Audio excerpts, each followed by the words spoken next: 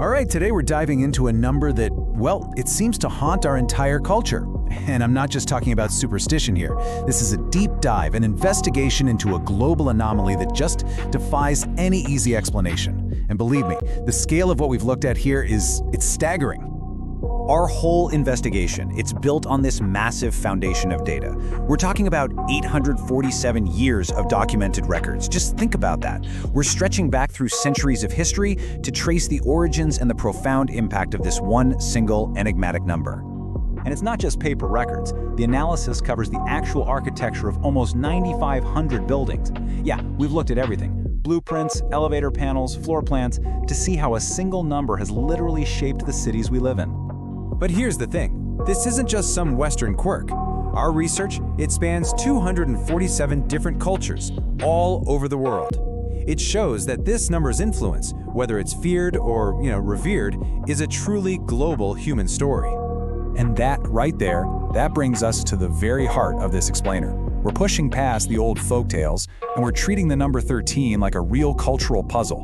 One that, honestly, it challenges our whole understanding of what belief even is. So the big question is, how deep does this control really go?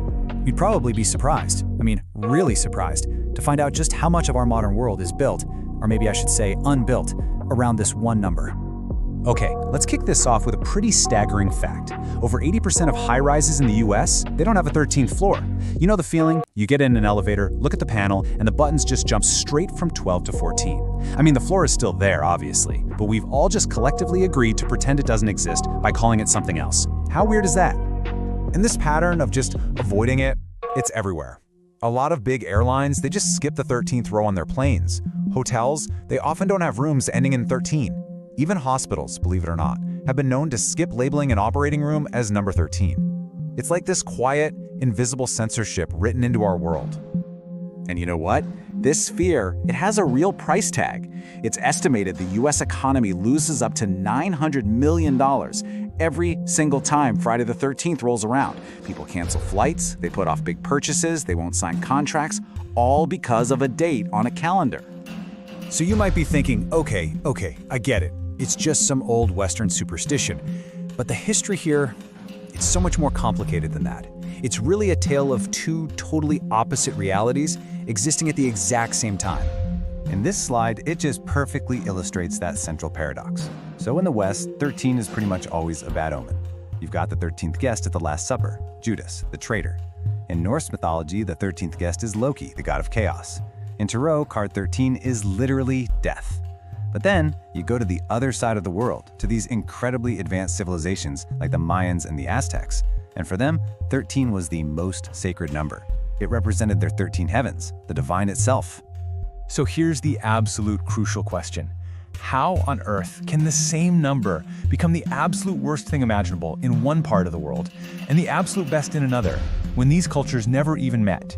It's like humanity wrote two completely different opposing scripts, and frankly, no historical theory can fully explain it. Okay, this is where the investigation takes a turn and gets really strange. So, if history can't explain it, maybe hard data can give us some answers, right? Well, the stats around the number 13, they only make the mystery even deeper. Check this out.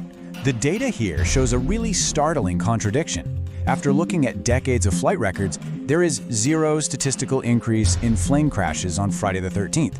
It's just another day. But car accidents? They shoot up by a massive 52%. Now think about that.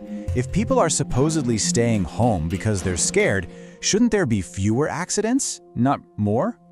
And this might be the most baffling piece of data in this entire thing. So researchers surveyed the drivers who got into those accidents, and a full 73% of them said they do not believe in the Friday the 13th superstition. So how can a belief that you don't even have affect your reality in such a direct, physical way? All right, let's go back in time now to one of history's most infamous dates, Friday, October 13th, 1307.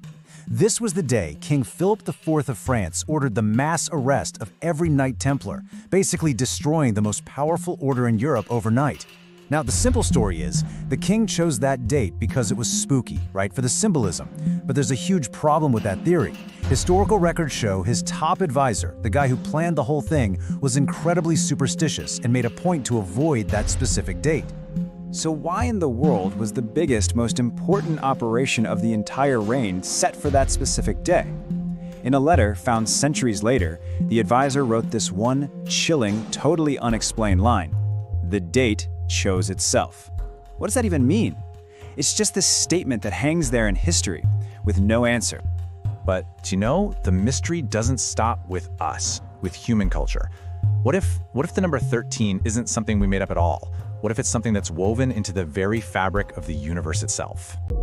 Think about it. The number 13 is basically programmed into nature. There are 13 full moons every year.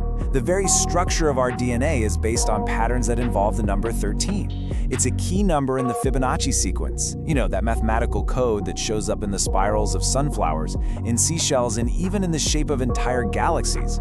So the question becomes, why did we, as a species, choose to fear a number that the universe itself seems to hold sacred?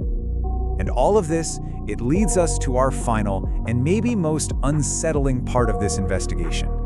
What if the answer isn't in history books or spreadsheets, but inside our own minds? Okay, so in quantum physics, there's this idea, it's called the observer effect. And basically it suggests that the simple act of looking at something, observing it, can actually change what happens. That consciousness itself can influence reality. So, that brings us to the final question. If billions of people over hundreds of years all pour their collective fear, their belief into one single idea, that a number has power, does that focused belief start to create its own reality? Are those extra car accidents not caused by superstition, but by the sheer crushing weight of a global belief system? Look, we don't have a definitive answer for you, but maybe this whole thing isn't a mystery that's meant to be solved. Maybe the enigma of 13 is just there to remind us of a really profound truth, that what we all believe together has the power to build our world, to move economies, and just maybe to actually shape reality itself. I got nightmares.